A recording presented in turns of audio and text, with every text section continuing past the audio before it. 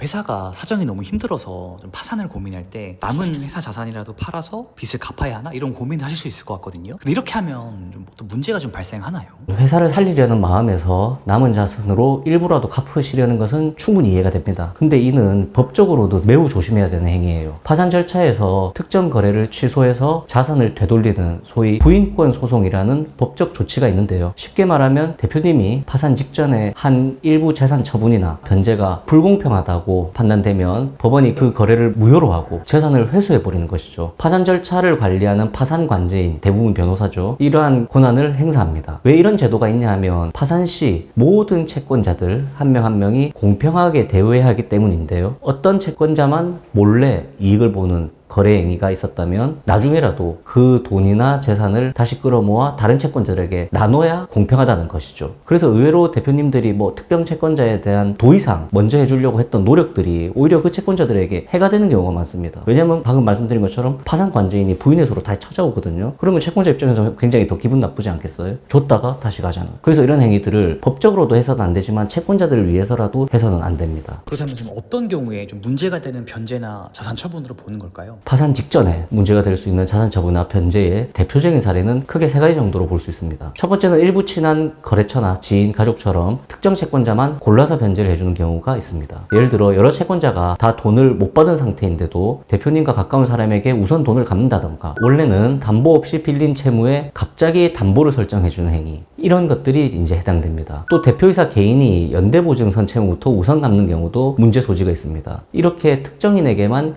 유리하게 갚아주면 나중에 편파 변제로 공평의 원칙에 어긋난다고 취소될 수 있어요. 특히 그 상대가 가족들, 특수관계인 경우에는 법에서 더 엄격하게 보고 최대 1년까지 이런 변제를 취소할 수 있습니다. 두 번째로는 지급불능 상태 이후에 개별 변제나 담보 설정하는 경우입니다. 이 두 번째의 경우에 회사 자금이 사실상 바닥나서 모든 채무를 갚지 못하는 상황이나 이미 파산 신청을 한 이후에는 어느 한 채권자에게라도 돈을 따로 갚거나 새로 담보를 제공하면 문제가 됩니다. 법적으로 회사에 돈이 없으면 모든 채권자가 같이 못 받는 게 원칙이죠. 근데 그 이후 특정 채권만 따로 챙겨주면 안 된다는 거예요.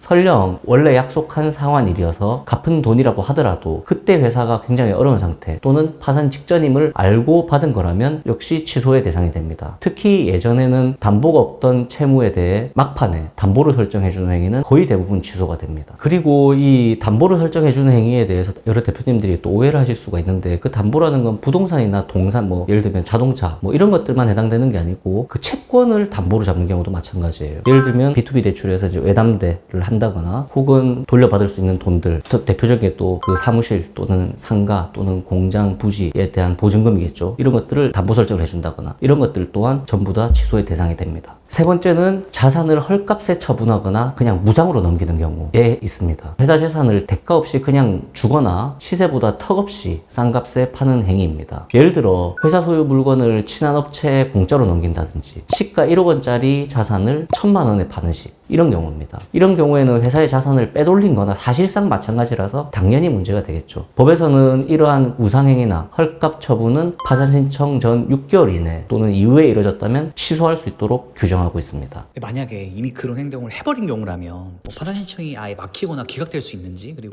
이미 갚은 돈이나 넘긴 재산은 어떻게 되는 건지도 좀 알고 싶습니다. 그렇게 한다고 해서 파산 신청을 못하는 건 아니에요. 회사 파산 신청 자격은 따로 정해진 요건, 자본 잠식이라든지 지급불능 상태 이런 것들을 충족하면 되기 때문에 이미 부당한 변제나 처분을 했다고 하더라도 신청 자체는 가능합니다. 다만 문제가 되는 거래는 결국 나중에 취소되고 무효화될 가능성이 매우 높다는 거죠. 파산 절차가 시작되면 파산관제인이 말씀드렸던 여러 가지 사유에 해당하는 거래는 부당하니까 취소한다 라고 하면서 돈이나 재산을 다시 회수하려고 들 거예요. 예를 들어 대표님의 한 채권자에게 1,000만 원을 몰래 변제를 했으면 그 채권자는 그 돈을 나중에 파산관제인이 다시 반환해야 될 수 있습니다. 돌려주지 않으면 파산관제인이 소송을 걸어서라도 뺏어오게 되죠. 그게 바로 부인의 소죠. 만약 그 채권자가 돈을 다 써버렸다면 채권자 본인 재산에까지 강제 집행이 오히려 들어갈 수 있어요. 이처럼 결국에는 오히려 그 모든 것들이 없던 일이 되고 그 채권자들에게 법적 분쟁을 휘말려서 시간, 비용 이런 것들을 소모하게 만드는 거죠. 또한 그런 다툼이 생기면 파산 절차도 지연될 수밖에 없습니다. 왜냐하면 그런 부인회소라든지 이런 부분들이 해결이 되지가 않으면 파산관제인이 절차를 계속해서 진행하기 어렵기 때문이에요.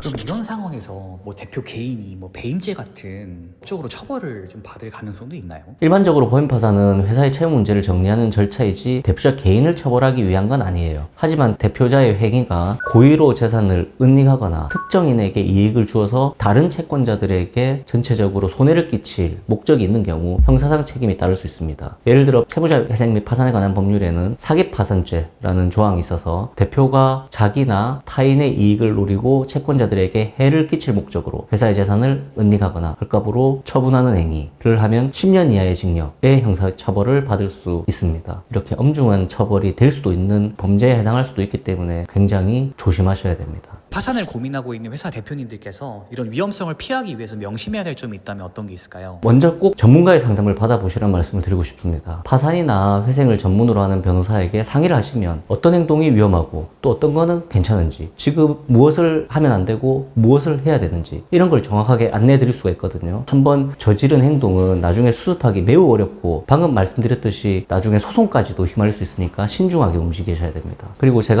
다시 한번 강조드리지만 이런 특정한 채권자에게 먼저 변제를 한다거나 뭐 무상으로 양도한다거나 헐값으로 양도한다는 게 정말 안타까운 부분이 뭐냐면 대표님들이 그 채권자들에게 미안한 마음으로 하는 거거든요. 도의적인 책임감을 느끼고 하는 경우가 대부분이실 거예요. 근데 그러한 행위가 결국 나중에 일어서 가지고는 그분들에게 더 미안한 행위를 하게 되는 결과가 될 수 있습니다. 말씀드린 것처럼 소송에도 휘말릴 수도 있고 그 돈을 다시 반환해야 될 수도 있고 반환을 할 수 없으면 예를 들면 그런 경우가 있겠죠. 먼저 변제를 했는데 그 변제금을 또 다 쓰는 경우가 있잖아요. 그러면 파산 관제인이 또 편파 변제자에게 소송을 할 수도 있고 그래서 이런 부분들에 대한 리스크나 그런 것들을 전반적으로 다 이해를 하시고 다시 한번 파산 신청 전에 해서는 안 될 행동, 해야 될 행동 이런 것들에 대한 충분한 조언을 구하시는 게 좋습니다. 오늘은 법인 파산을 고민하시는 여러 대표님들께서 정말 많이 고민하시는 주제 중에도 하나죠. 그리고 정말 많이 상담 전에 잘못하는 일 중에도 하나입니다. 사실 뭐 변호사 상담이라는 게 그렇게 또 어려운 일은 아니거든요. 언제든 전문적인 변호사의 상담이나 조언을 통해서 해결해 나가시는 게 가장 바람직하고 저희 영상 또한 그런 부분들을 고민하시고 궁금해하시는 분들에게 또 조금이나 도움이 되고자 이렇게 남기게 됐습니다. 저는 또 그럼 다음에 더 좋은 영상으로 다시 찾아오도록 하겠습니다. 시청해주셔서 감사합니다.